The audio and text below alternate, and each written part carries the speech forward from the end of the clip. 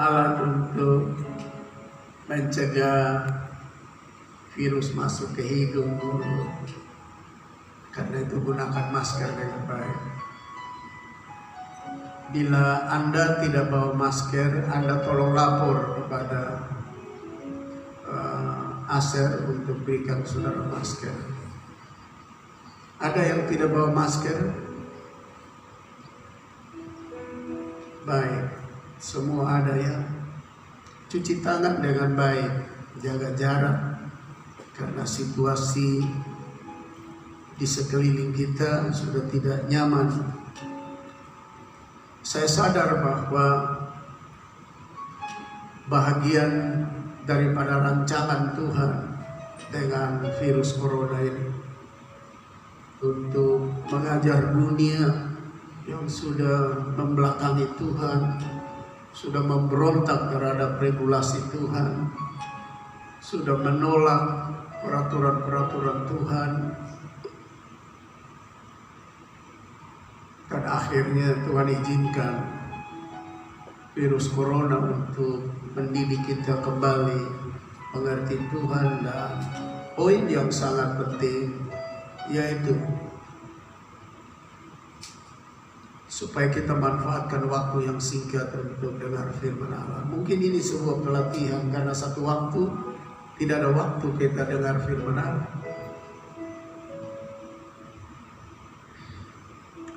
Minggu pertama Adventus kita memiliki sebuah pokok pikiran dari tema besar kita, He came, everything change and keep change, yaitu His will come is the creator. Dia yang akan datang adalah pencipta. Minggu pertama. Lalu minggu kedua, minggu Adventus, His will come. He is the carpenter. Dia adalah tukang kayu. He is the son of carpenter. Dia anak tukang kayu dan tukang kayu. Dan minggu ketiga, minggu Advent ini adalah His will come.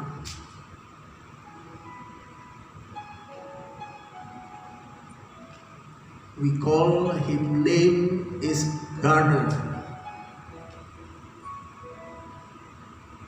and both owner is gardener. Dia yang akan datang kita sebut sebagai tukang kebun dan pemilik kebun itu.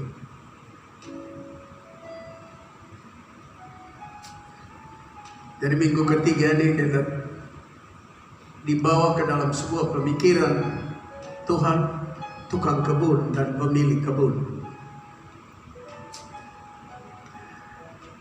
Jabatan yang dilekatkan pada Tuhan seperti tukang kebun dalam pemahaman normatif orang, ya biasa petani itu orang di kampung.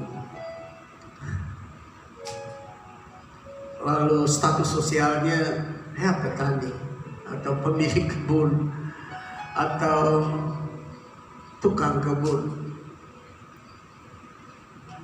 Tapi setiap label yang dilekatkan pada Yesus selalu memiliki makna yang dalam.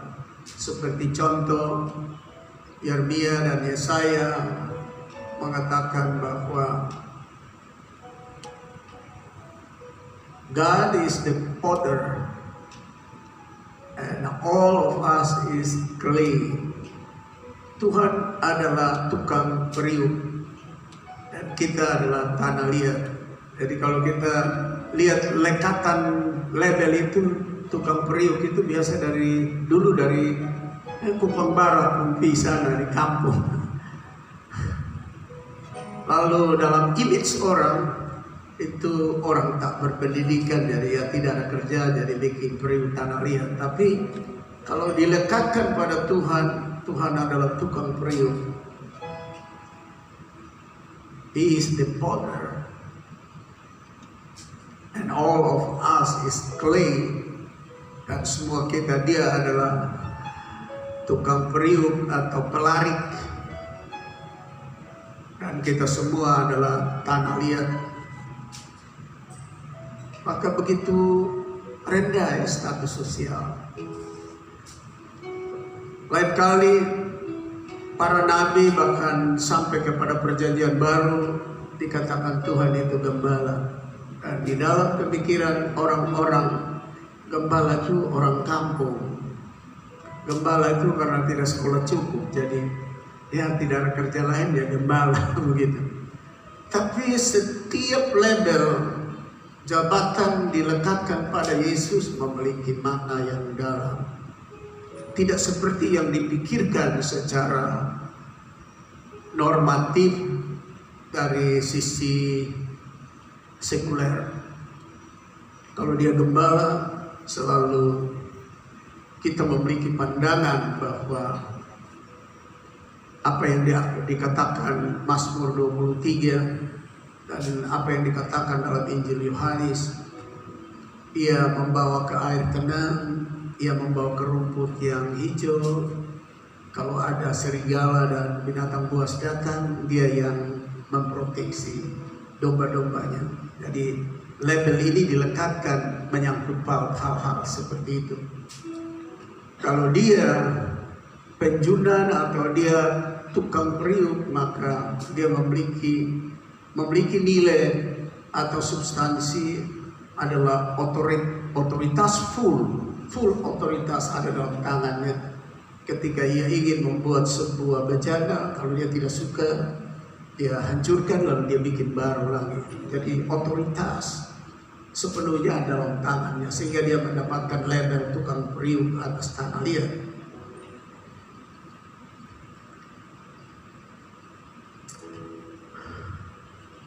Lalu kalau di Minggu Adventus ini kita mendapatkan sebuah pokok pikiran, is welcome.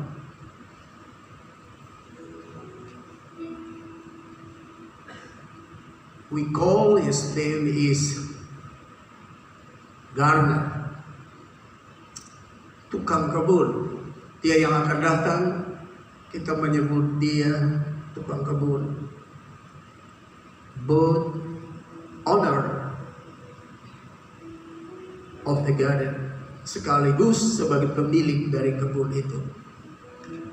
Nah, sekarang kita akan baca beberapa ayat firman Tuhan untuk kita masuk di dalam perenungan kita. Yesus yang akan datang adalah tukang kebun dan pemilik kebun. Kita baca dulu ya, apa yang ada dalam Kejadian pasal 2.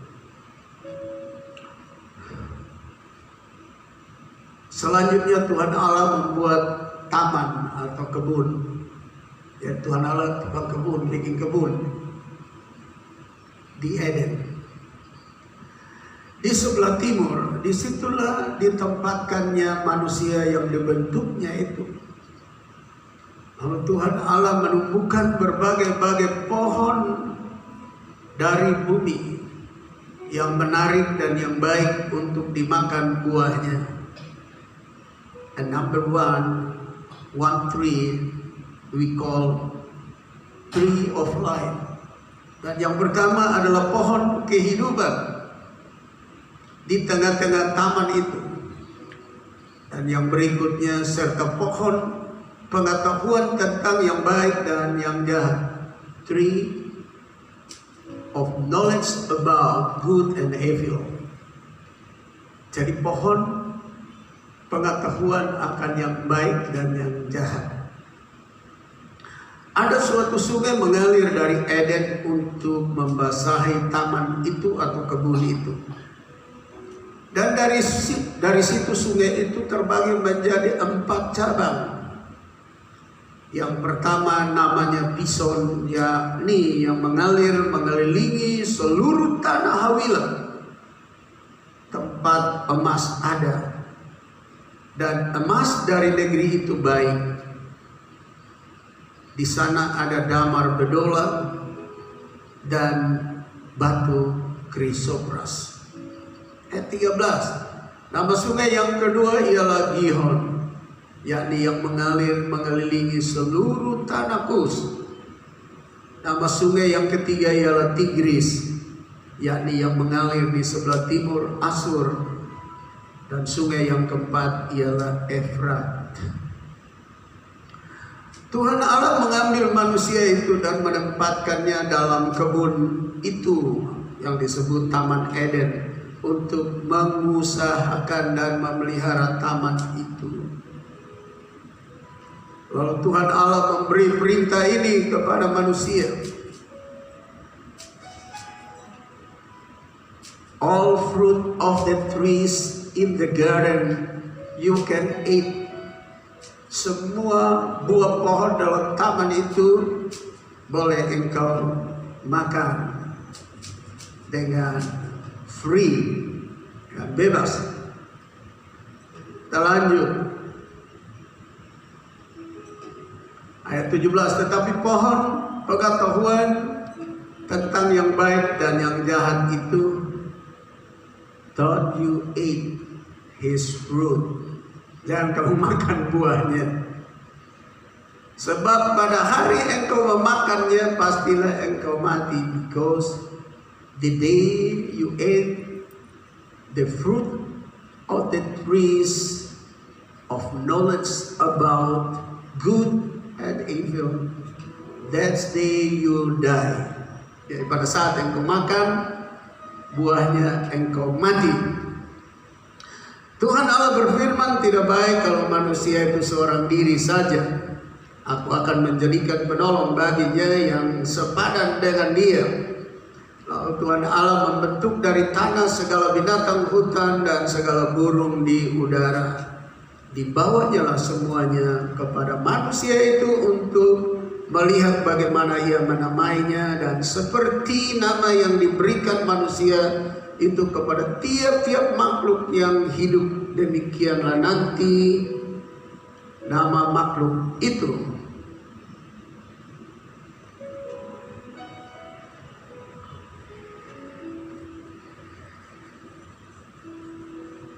Kejadian 2 ayat 20, manusia itu memberi nama kepada segala ternak, kepada burung-burung di udara, dan kepada segala binatang hutan, tetapi baginya sendiri ia tidak menjumpai penolong yang sepadan dengan dia. Lalu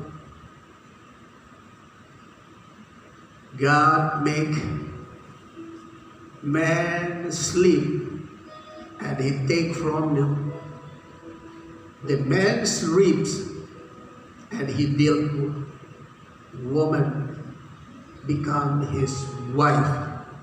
Jadi dia buat manusia itu tidur lelap, lalu diambil dari ribsnya, tulang rusuknya, lalu dibangunnya seorang perempuan untuk menjadi istri daripadanya.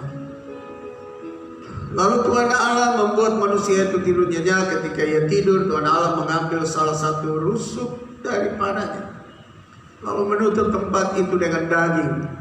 Dan dari rusuk yang diambil Tuhan Allah dari manusia itu dibangunnya seorang perempuan, lalu dibawanya kepada manusia itu. Nah, Bapak Ibu, saudara-saudara, bacaan kita sementara sejauh itu.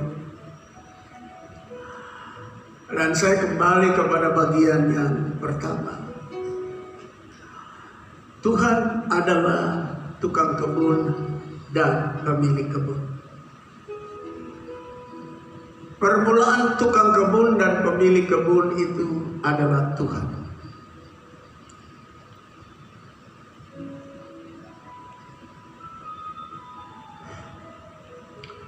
Kebun yang dibangun oleh Tuhan, yang dibikin oleh Tuhan, dan Tuhan pemiliknya pertama, terisi dengan seluruh keperluan dan kebutuhan manusia. Pohon yang menghasilkan buah menjadi makanan. Yang berikut, 4 sungai yang punya 4 cabang. Di dalamnya ada emas, ada logam mulia, ada ada batu mulia, ada semua yang berharga yang dikejar oleh manusia sampai hari ini. Logam mulia, emas murni, emas yang terbaik, tambang yang terbaik, batu mulia yang terbaik.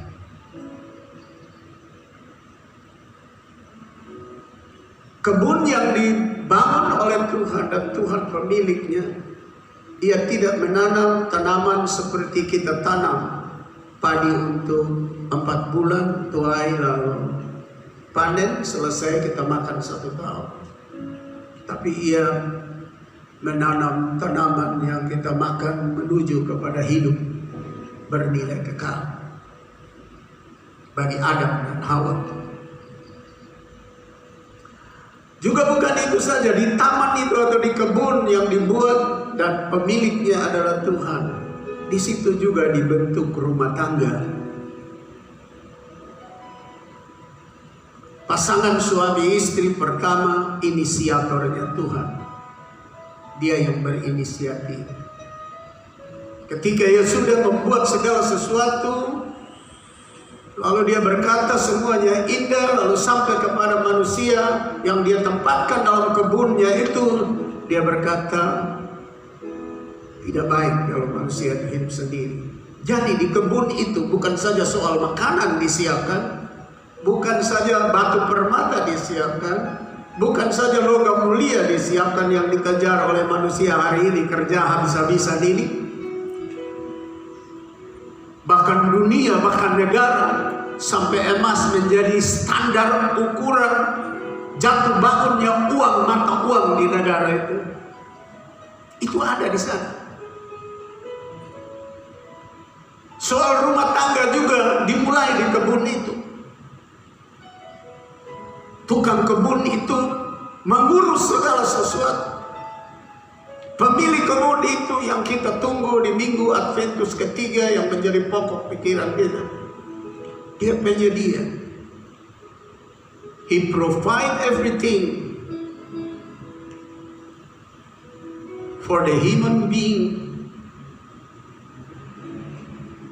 in order human being not lack anything. Dia menyiapkan segala sesuatu di dalam kebun itu. Dia sebagai pemilik dan dia sebagai tukangnya, supaya manusia tidak kekurangan sesuatu.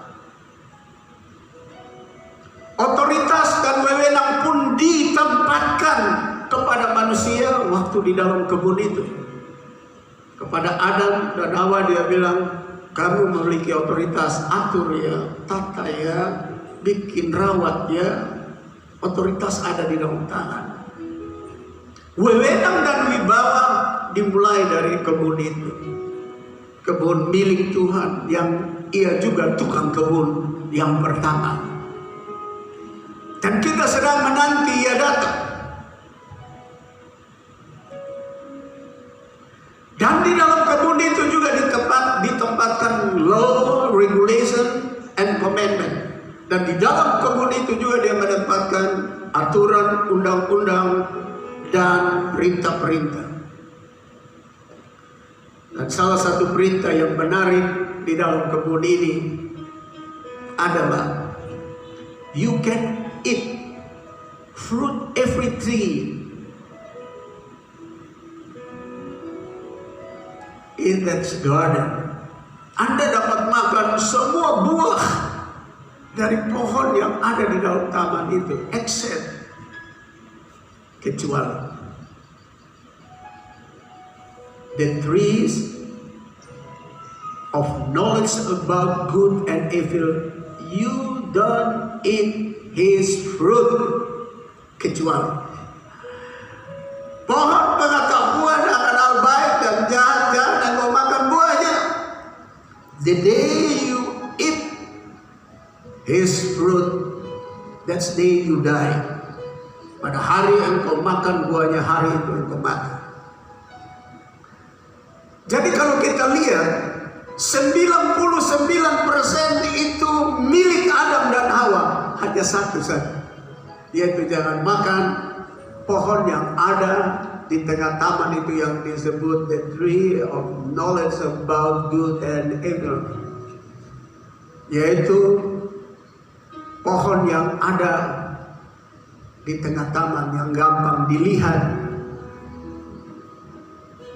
The trees in the middle of the garden.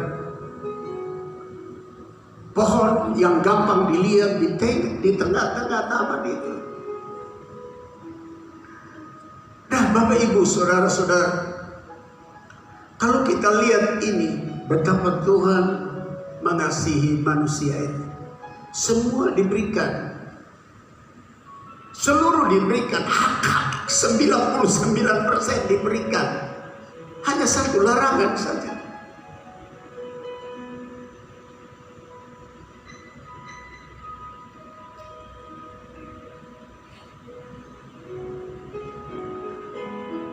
Tapi Anda tahu alur ceritanya. Ternyata manusia, Adam dan Hawa, they follow their lust. Then God's law. Mereka lalu mengikuti keinginan mereka daripada aturan Tuhan yang satu itu. Di mana mereka melanggarnya? Di kebun yang pemiliknya, tukang kebun yang adalah langsung pemiliknya, di mana mereka ditempatkan di situ.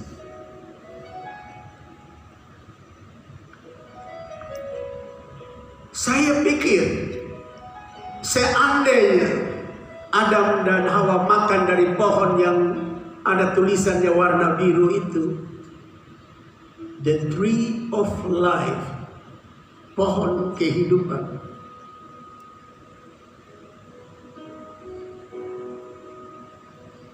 saya pikir tidak ada maut dan kematian.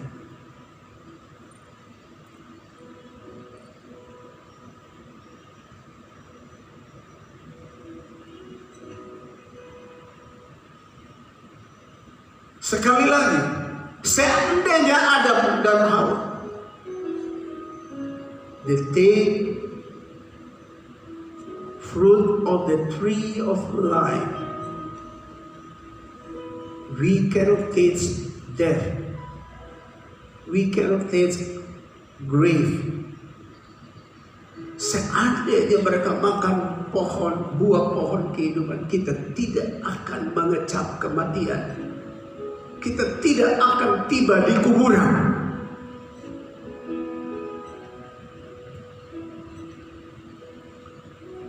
Tapi apa boleh buat di dalam kebun Tuhan itu?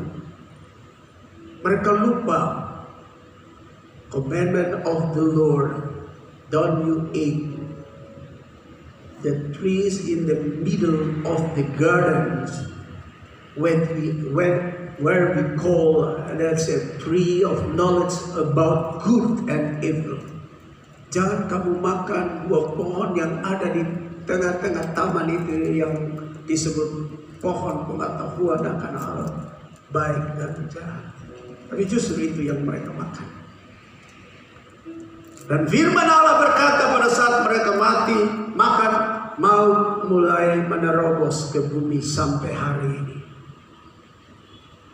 Oleh sebab itu tidak ada satupun yang jago di bumi ini yang tidak menjalani mati, kecuali still alive, then sound of the trumpet of the Lord sounded. Kecuali Anda masih hidup sampai nafiri itu ditiup. Kita tidak mati, kita hanya mengalami what we call changing our body from the body where you see now become the body of Christ. Mengubah tubuh yang ada ini menjadi tubuh seperti yang dimiliki Kristus, yang tidak dikuasai oleh hukum ruang dan waktu. Karena itu Bapak Ibu saudara-saudara, di Minggu Adventus ini saya coba singgung tentang Ia yang akan datang ini adalah tukang kebun dan pemilik kebun, di mana kita lihat betapa Ia mengasihi manusia dari awalnya. Ia menyiapkan seutuhnya bagi kebutuhan keperluan manusia, dan hanya ada satu yang Dia larang. Anda bayangkan 99/1, berarti sayang dan cintanya yang Dia letakkan awal di dalam kebun itu kepada manusia dinyanyikan oleh pemazmur yang berkata, His love, endless love. Kasihnya adalah kasih yang tak berkesudahan.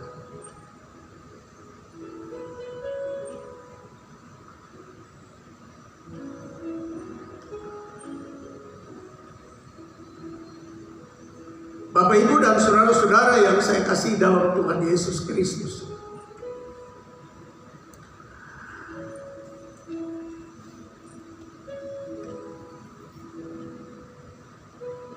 ketika manusia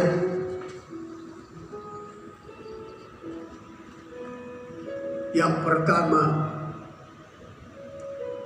dipercayakan segala sesuatu di dalam kebun, pemilik kebun itu, tukang kebun yang memiliki kebun itu, dan mereka tidak mentaatinya. Padahal di sana mereka makan dapat dengan free, they get all thing free, they eat everything free, they have power and authority, all animals and everything. Mereka mendapatkan segala sesuatu percuma dengan bebas, makanan, minuman, kuasa dan otoritas dengan free dari Tuhan, untuk memerintah dan memberi nama kepada animals, every and each of them, setiap binatang. Mereka berkuasa atas mereka. Mereka yang menamai. Mereka ada di negeri yang orang suka sebut paradiso atau paradise atau surga, yang Alkitab mengatakan itu Taman Eden. Tetapi sekali lagi, Adam and Eve follow their laws and not follow the law of the Lord. Adam dan Hawa lebih mengikuti keinginan mereka, their lust, keinginan mereka, dan bukan they follow the law of the Lord, dan bukan mengikuti aturan Tuhan. Lalu mari kami lihat tukang kebun yang adalah pemilik kebun itu begitu peduli kepada manusia.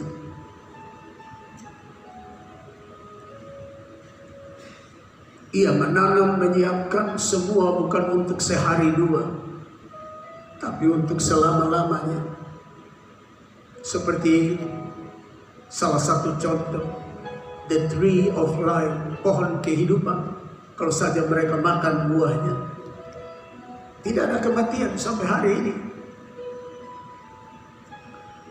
Akibat daripada tindakan yang mengikuti their lust, nafsu mereka, keinginan mereka. Mari kita baca apa yang ada di dalam Kejadian 3.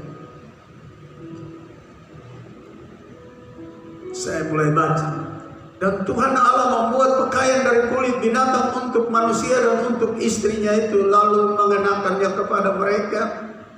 Berfirmanlah Tuhan Allah, sesungguhnya manusia itu telah menjadi seperti salah satu dari kita, tahu tentang yang baik dan yang jahat.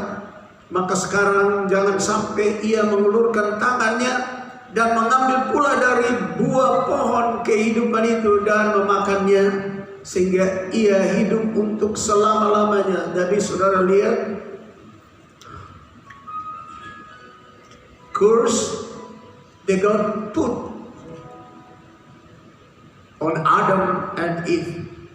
Anda lihat akibat daripada mengikuti kehendak daripada dirinya sendiri, Tuhan menempatkan sebuah hukuman terhadap mereka, yaitu tidak memiliki hak untuk masuk dan makan dari fruit of the trees of life, yaitu buah dari pohon kehidupan.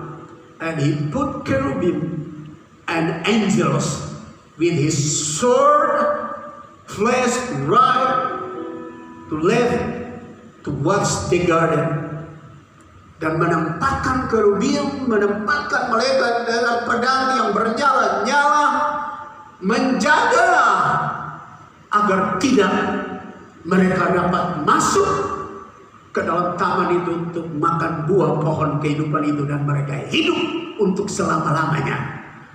Because they chose the fruit of the trees of knowledge about good and evil. Sebab mereka sudah pilih buah makanan dari mengetahui akan hal baik dan yang jahat. Sampai hari ini manusia terus berjuang untuk tahu segala yang baik dan yang jahat, dan tidak pernah sampai kepada puas.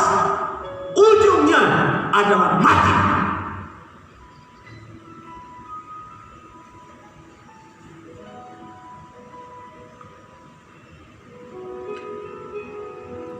Mereka yang berpengetahuan baik tidak salah, tapi mereka kejar dan mereka mendapatkan hasil dari pengetahuan yang baik. Ujungnya all mankind must die. Semua manusia harus mati. Ketika mereka berbuat jahat dengan maksud mempertahankan diri, seperti kalau orang tidak ada duit lalu dia mencuri, kan itu usaha kejahatan untuk mempertahankan hidup, kan mati juga.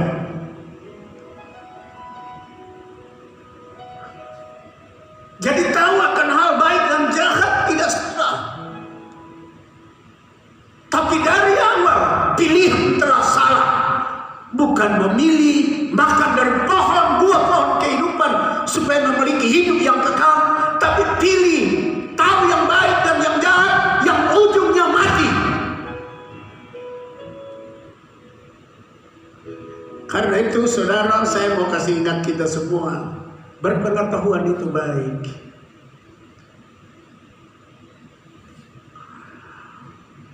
Memang jahat itu tidak baik. Tapi what happened today in the world? Tapi apa yang terjadi di dalam dunia hari ini? Kelihatan kejahatan dan kebaikan itu berlomba. Dan kedua-duanya berlomba, ujungnya dua-dua mati. Itu sebabnya pengkhotbah berkata, vanity, all things vanity. Segala sia-sia, upaya orang semua sia-sia.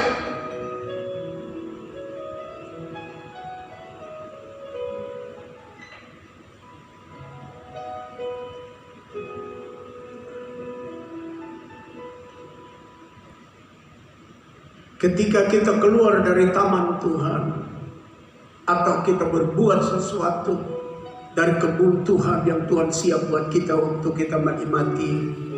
Number one, peace. Number two, comfortable. Number three, safety. Di dalam taman itu kita tentram. Di dalam taman itu kita damai. Di dalam taman itu kita selamat. Tapi waktu kita melanggar, number one, curse come on us. Kutuk mulai turun atas kita. And we had have no time to get way and door to going in to take the fruit of the tree of life.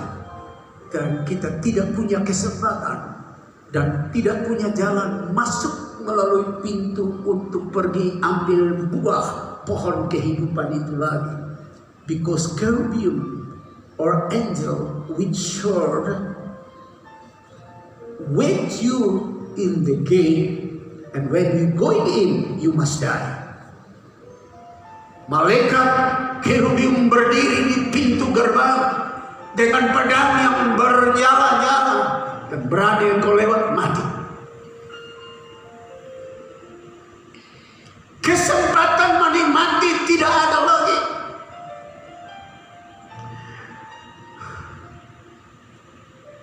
Lalu ayat pasal 3 ayat 23 saya baca.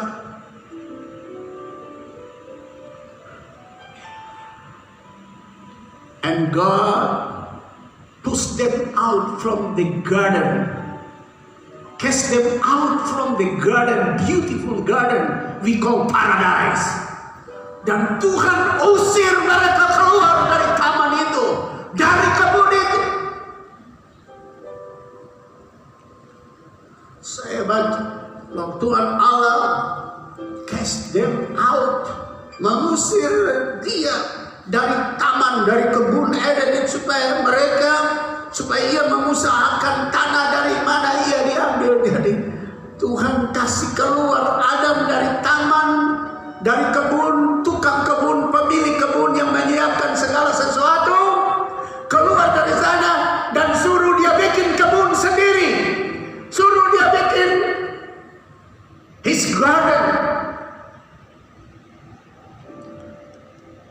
Jadi kalau kita sudah keluar dari penyediaan Tuhan, kita mulai kerja dengan tenaga kita. Kita mulai usaha kebun kita sendiri menurut kemampuan kita.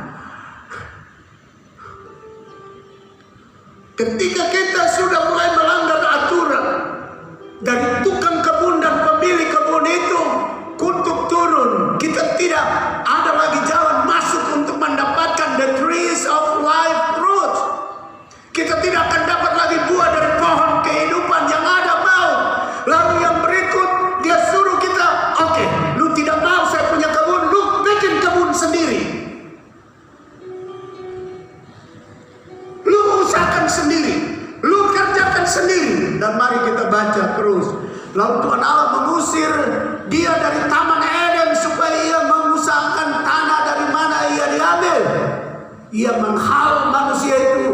Dan di sebelah timur taman Eden ditempatkan nyala beberapa keruk dengan pedang yang bernyala-nyala dan menyambar-nyambar untuk menjaga jalan ke pohon kehidupan itu.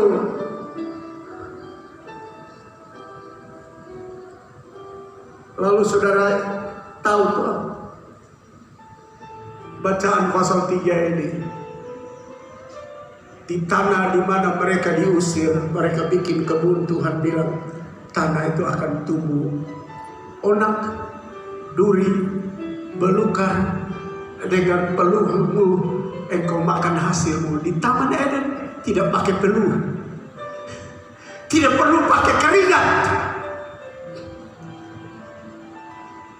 Di lembar kebun yang kita buat sendiri sudah penuh lagi. Kenyataan tidak sesuai harapan, sebab duri yang muncul, belukar yang muncul, onak yang muncul, tanah menjadi tandus, tanah menjadi tidak produktif, tanah tidak menjadi subur. Berapa banyak orang yang keluar dari kebun Tuhan dan coba mulai dengan kekuatannya sendiri. Endingnya Anda dengar kesaksian. Mereka tidak tentram, mereka tidak aman, mereka tidak sukacita. They must return to the Lord and confess their sin. Mereka harus kembali kepada Tuhan dan mengaku dosa mereka. They already done bad thing and evil things, sebab mereka telah melakukan kejahatan dan kesalahan besar.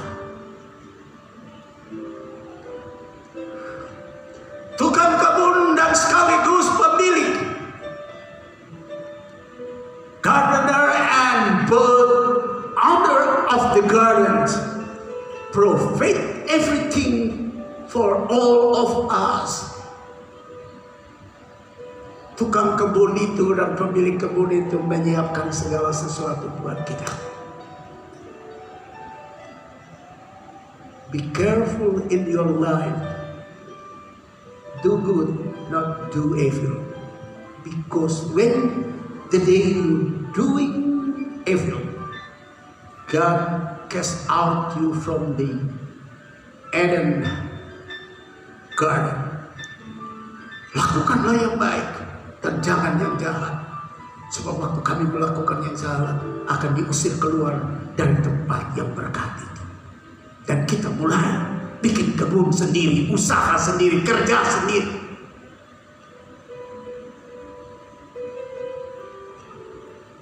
Dan hasilnya duri, unang, dan belukar. Tanah tidak produktif.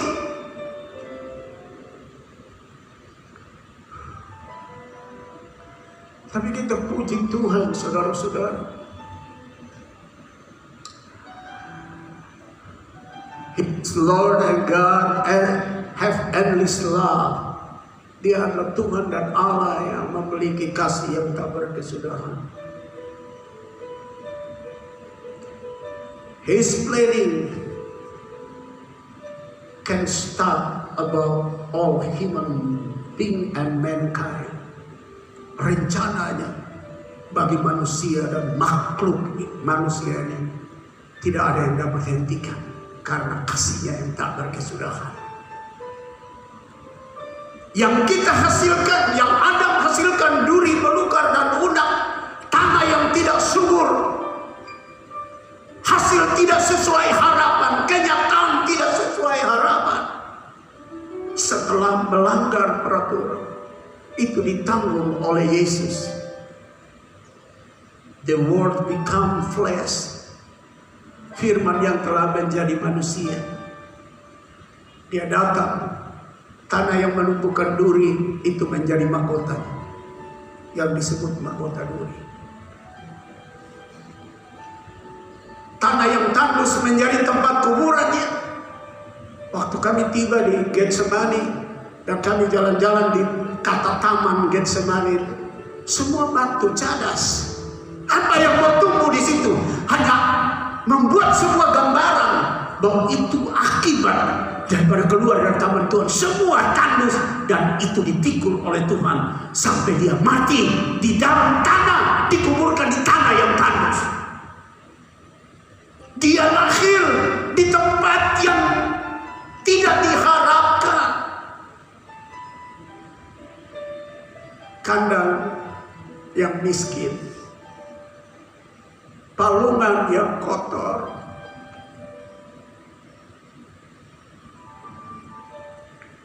all people in Jerusalem and Bethlehem see no room and no inn for them. Semua orang di Yerusalem dan di Bethlehem berkata tidak ada penginapan buat mereka. Dia tanggung semua. Duri jadi mahkotanya, hasil produk kita. Sebab waktu Adam keluar, Tuhan bilang hanya ada belukar duri yang tumbuh dan itu jadi mahkota Tuhan. Hanya ada belukar yang dipakai untuk cambuk Yesus. Hanya ada tanah tandus yang menjadi kuburan Yesus. 3 hari dia masuk di sana. Dan dalam Yohanes pasal 11, Yesus berdiri dan berkata kepada Marta dan Maria, waktu Lazarus sudah dalam kubur. Dia berkata, setiap orang yang percaya kepadaku, walaupun sudah mati akan hidup. Dan mereka yang hidup percaya kepadaku, walaupun mereka mati, mereka akan hidup. Because He is the tree of life. Sebab Dia adalah pohon kehidupan itu. Berikan sanjungan bagi Tuhan. Nah, Bapak Ibu saudara-saudara yang saya kasih, di Minggu Adventus ketiga ini sebenarnya ada 2 poin penting. Pertama, kalau Anda sudah keluar dari kebun, tukang kebun itu yang menyiapkan yang terbaik, dan coba bikin kebun sendiri. Tonight, malam ini. This is a moment for you to return. Inilah waktu untuk kita kembali.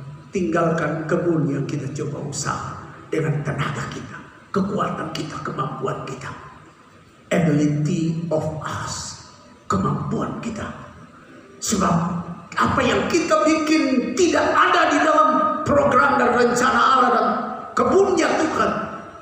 Hanya ada duri, hanya ada belukar, hanya ada susah, hanya ada sengsara. Dan endingnya, grave and tomb wait all of us, and the curse. Hanya ada kutuk, maut dan kematian yang menanti kita. Oleh sebab itu Paulus berkata kepada jemaat di Roma, upah dosa itulah maut.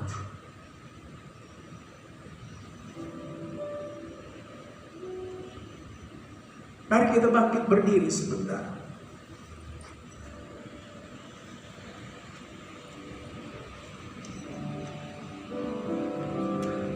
Tunduk sejenak. Dan di minggu Adventus ketiga ini, coba kita renungkan. Maybe already going out, and God cast all of us out from the garden where He provide for us. Mungkin kita sudah ada di luar dari taman kebun, daripada tukang kebun yang Ia siapkan bagi kita.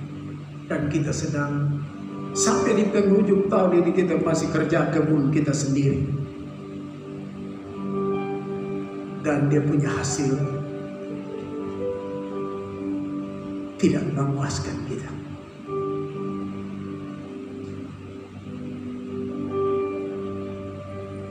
Return to God, back to your Bible. Kembali kepada Allah dan juga kembali kepada firman Allah. Surely we get blessing from the Lord. Sesungguhnya kita pasti dapat berkat dari Tuhan. Mari kami tunduk sejenak.